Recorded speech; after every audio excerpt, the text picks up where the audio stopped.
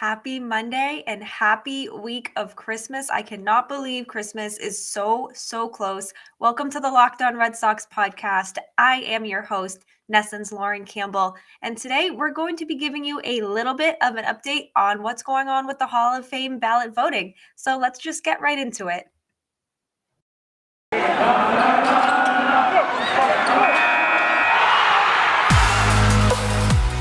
You are Locked On Red Sox, your daily Boston Red Sox podcast.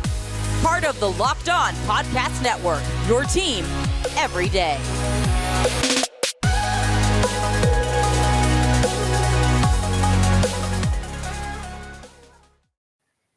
Thank you so much for making Locked On Red Sox your first listen of every single day.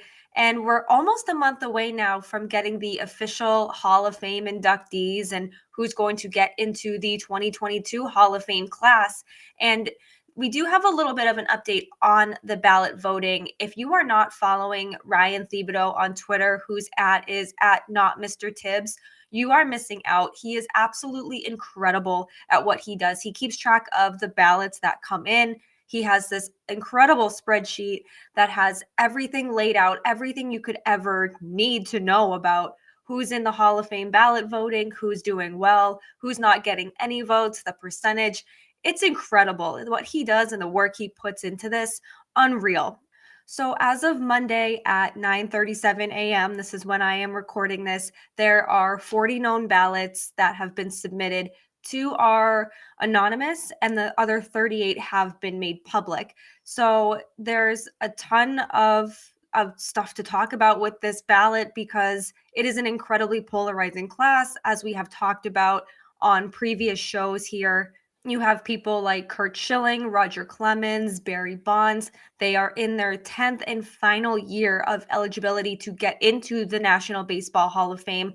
So I'm going to go over a few people who are running away with what the number of ballots in right now, and the people who are just really teetering. They're so close, and there's still a ton of ballots to still be submitted, but it's trending in the right direction for some and others not so much.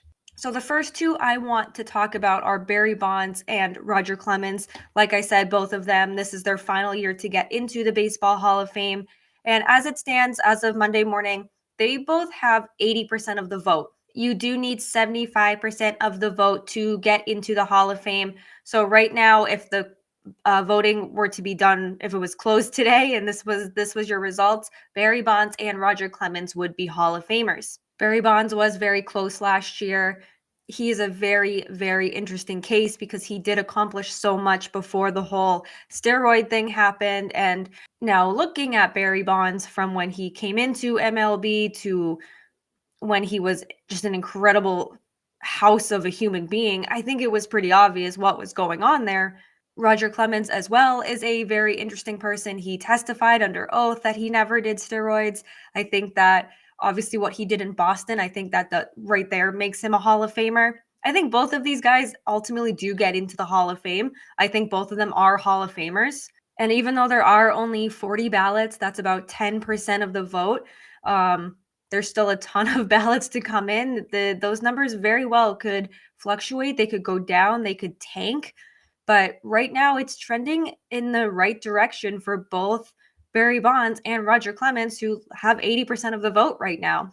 Curt Schilling is another very interesting case. He is also in his 10th and final year of eligibility. He asked the writers in the Hall of Fame that he didn't even want to be on the ballot this year. He wanted it to be done. He was like, I don't want to be in the Hall of Fame. Screw this. I'm done. And it was unanimously rejected. They were saying, no, like, this is your 10th year. You're gonna stay on the ballot. So whatever.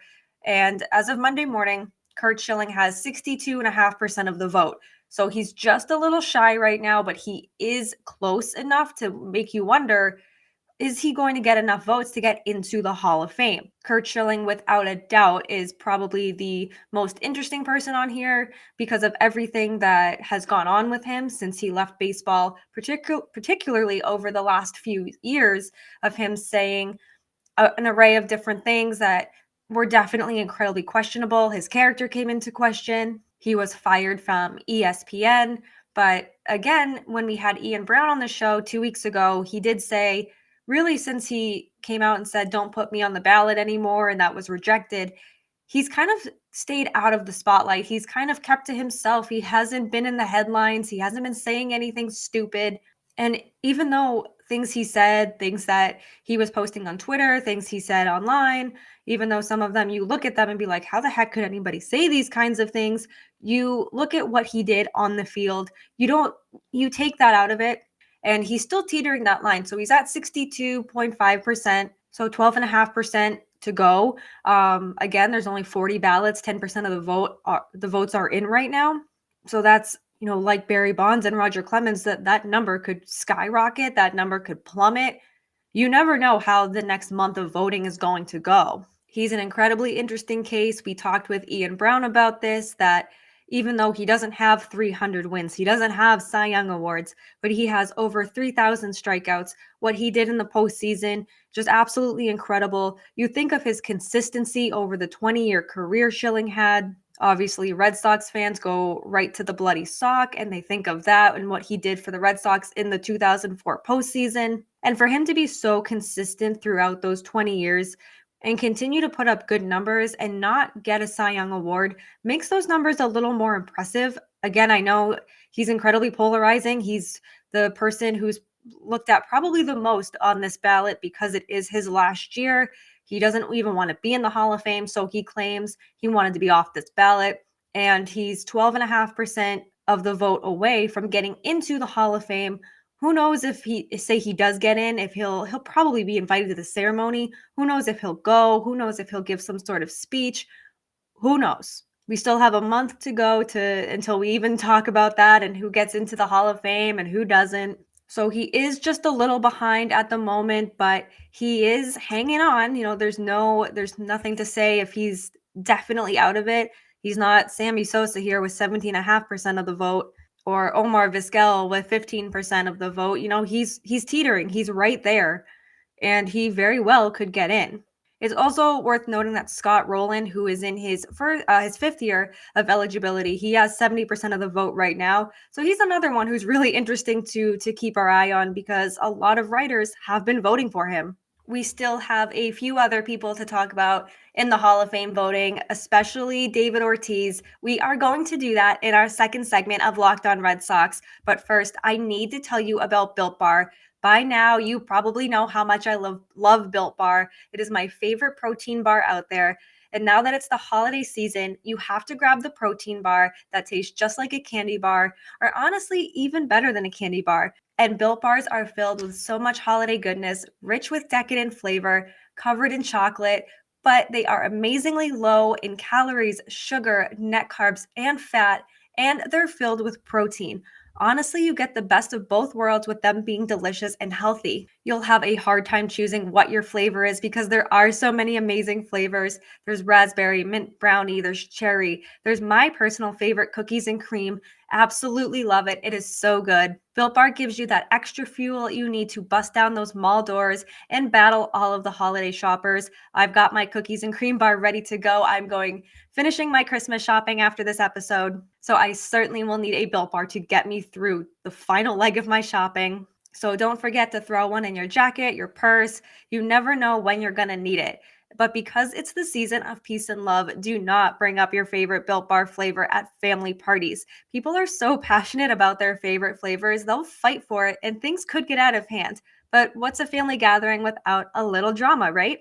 Tell Santa to also throw a few Built Bars in your friends' stockings. With so many flavors, they'd make everyone's Christmas morning a happy one. And let me let you in on a little holiday secret. Dip your Built Bar into a piping hot cup of hot chocolate. And it melts a little bit. It gives your beverage that little bit of that Built Bar flavor. Plus, you have a nice melty Built Bar to go with it. Be sure to have a couple of napkins on hand because it could get a little messy. You also need to get your hands on the Built Bar Puffs. They're so light, they're fluffy, they're marshmallowy through and through. There's different flavors. They're all covered in chocolate. They taste so good. You will not know they're filled with protein. And we have an offer for you. Go to built.com, use promo code LOCKED15 to get 15% off your order. That's promo code LOCKED15 for 15% off at built.com. Welcome back to the Locked On Red Sox podcast. Thank you so much for making Locked On Red Sox your first listen of every day. Let's keep talking about this Hall of Fame ballot. So David Ortiz is in his first year of eligibility. He's probably someone who's going to get into the Hall of Fame no matter what. I honestly thought maybe he won't be a first ballot Hall of Famer just because his past is so iffy and maybe a little tainted because of potential positive tests for steroids back in the early 2000s. But right now, he is running away with first place votes. He has 82.5% of the votes. It is his first year of eligibility to get into the Hall of Fame, and people are voting for him. I know it's still early. I know there's a lot of votes out there and a lot of ballots that still need to get sent in. But right now, it is trending in the right direction for Ortiz, 82.5% of the vote. And like I said, I was a little iffy if he would be a first ballot Hall of Famer because of his past. He was never confirmed to have tested positive. There was that report that had come out that he had tested positive in 2003, I believe it was. But once MLB started drug testing regularly, he never tested positive. Commissioner Rob Manfred even came out and said that this shouldn't impact how people vote for him and he should be in the Hall of Fame, blah, blah, blah. And for all the people out there who were questioning whether he belonged in the Hall of Fame, not so much because of potential positive tests for steroids, but also because he was a designated hitter, didn't play a ton of defense, obviously. But what he did at the plate was just absolutely incredible. Most clutch DH seems like in MLB history, Red Sox history, MLB, the Red Sox postseason, just everything he did. He was unbelievably clutch. You wanted him at the plate, whether the bases were loaded with 2 outs in a full count, whether it was a 1-run game, whether the Red Sox up were by 15 runs, you wanted Ortiz at the plate. So even though he did have a bit of a murky past, like I said, with those maybe we don't really know if he tested positive, these writers are voting for him. And there's only 2 anonymous ballots who have not been made public. The other 38 have, and most of them have voted for David Ortiz. There have been some interesting ones that left him off, but also voted for Barry Bonds and Roger Clemens. And it's kind of like, well, what are you doing? If you don't believe Ortiz should be in the Hall of Fame, do you really believe Barry Bonds should be in the Hall of Fame, or vice versa? There's a lot of people on this ballot that could be, do you let X in without letting Y in, and vice versa? But I'm super happy for David Ortiz. I love seeing him so high with the amount of votes he's gotten so far. Still a long way to go ballot-wise, but being able to look at these numbers, see that he has over 82% of votes right now is certainly good news. Now, like the others, those numbers could drastically drop, but right now it is smooth sailing for Ortiz. Right now, it looks like he's going to be a first ballot Hall of Famer, which would be awesome. He certainly deserves it. So it's going to be a very interesting next few weeks to see his numbers and Barry Bonds' numbers, Schilling's numbers, Clemens' numbers, and also even A-Rod's numbers. His are not very good right now. Right now, he only has 47.5%. He still has a long way to go, a lot of ground to make up. And so does Manny Ramirez. He has 42.5% of the vote. He is in his 6th year of eligibility. A-Rod, like Ortiz, is in his 1st year. So if I had to guess, I don't think A-Rod is going to get in on the first ballot. He's a very interesting case as well because he did accomplish a lot, but he used steroids for a lot of his career. He was suspended. He admitted to it. But I look at it as his suspension, he did do his time. Our writer's going to look at that as well and be like, well, he admitted to it. He served his time. He did his suspensions. He was away from baseball for a year and was suspended other times for positive steroid tests. Is him doing the time and being suspended enough for writers to eventually put him in the Hall of Fame? I don't know, but he was certainly one of the best hitters because of the steroids. But at the end of the day, you still have to be a good athlete. You have to be a good ball player to make MLB. So I'll be very interested to see. I don't think he's going to be a first ballot Hall of Famer. I mean, a lot of people on this ballot are interesting cases, but Clemens, A-Rod, Ortiz, Barry Bonds, Curt Schilling, you have so many polarizing people. that so many people like me that are my age that grew up watching these guys, that watched most of, if not their entire careers, maybe not so much Barry Bonds and Roger Clemens because they were toward more the end of their careers. It's going to be very, very interesting to see over the course of the next 9 years, really, to see how writers vote for A-Rod, whether he gets more votes going forward, fewer votes. Is he going to slip into like the 30s, 25% range? And he could very well do that this season. But years going forward, when you think of his past, and even though he quote unquote served his time when he was suspended, it makes you wonder if writers are going to be more lenient and be like, oh, okay, well, even though he tested positive, even though he admitted it, he was suspended, he did his time, he was away from baseball, he still put up these incredible numbers, he still deserves a vote. Or are they going to look at that and be like, no, he was suspended for popping positive tests, I'm not voting for him. So the next few weeks definitely are going to be fun in the voting pool here. I'm very excited to see more ballots come in and see how writers continue to vote, because some of them, I don't know what they're doing, and others I was like, wow, you voted for everyone I would have if I got a Hall of Fame vote. My favorite part about this Hall of Fame voting is that the writers who decide to make their ballot public, because you're able to kind of see, the Ken Rosenthal's, how kind of get in their head and see what they're thinking, who they're voting for. However, there is one writer who refused to vote this year. He did not vote last year, and he only voted for Derek Jeter in the last 3 seasons. So he's only voted for one player, and that was Derek Jeter, who obviously is in the Hall of Fame. And my thing is, it is whatever. It's you have a vote for the Hall of Fame. You can do whatever you want with it, and if that means you don't want to vote, whatever. I think it's a little I think it's a little dumb, but like I said, it's not my vote. But you have the privilege to vote for these incredible baseball players. And you're going to tell me you look at that 2022 Hall of Fame ballot and say, no, not one single person on this ballot deserves a vote. I don't really know what to do. I don't really know what to say, because, like I said, not my vote, not my problem. But you have the privilege and the honor to put somebody into baseball history, and you truly believe not one person deserves a vote. Okay, I guess. But we are going to close this show on a positive note, like we always do right here on Locked On Red Sox. We will do that in our third segment. But first, I need to tell you about BetOnline.ag.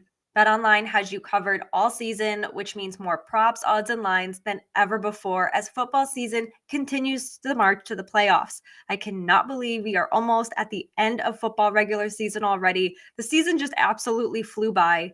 BetOnline remains your number one spot for all the sports action this season. Head to the new updated desktop or mobile website right now and sign up today to receive your 50% welcome bonus on your first deposit. Just use promo code Locked On to receive your bonus. From basketball, football, NHL, boxing, right to your favorite Vegas casino games, do not wait to take advantage of all the amazing offers available for the 2021 season.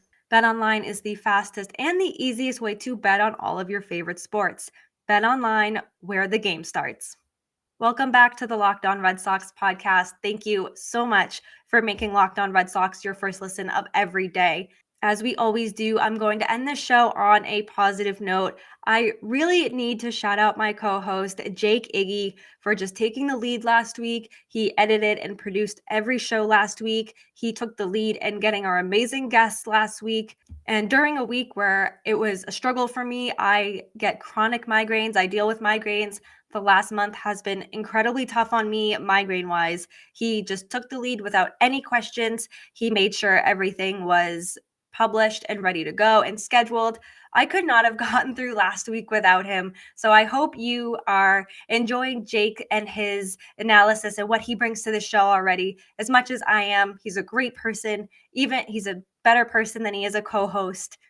So big shout out to him. He's absolutely killing the Twitter game as well. So I had to use my little positive note here to just give him a shout out, because I would not be here this week without him if he could not do what he did last week. But that will do it for Monday's episode of Locked On Red Sox. Be sure to follow me on Twitter at Lauren, 3 laws, Lauren with 4 R's.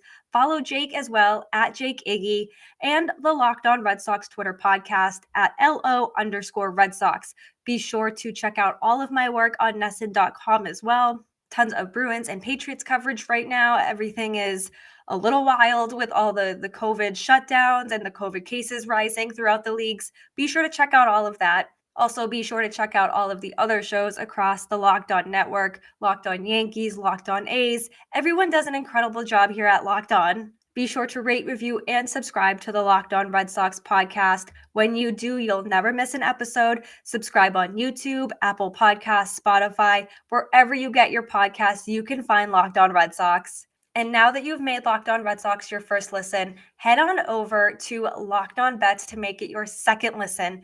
Locked On Bets is your daily one-stop shop for all of your gambling needs. It's hosted by your boy Q with expert analysis and insight from Lee Sterling. It's free and available on all platforms. Be sure to check back later this week. We have an incredible lineup of guests coming. We will see you later this week.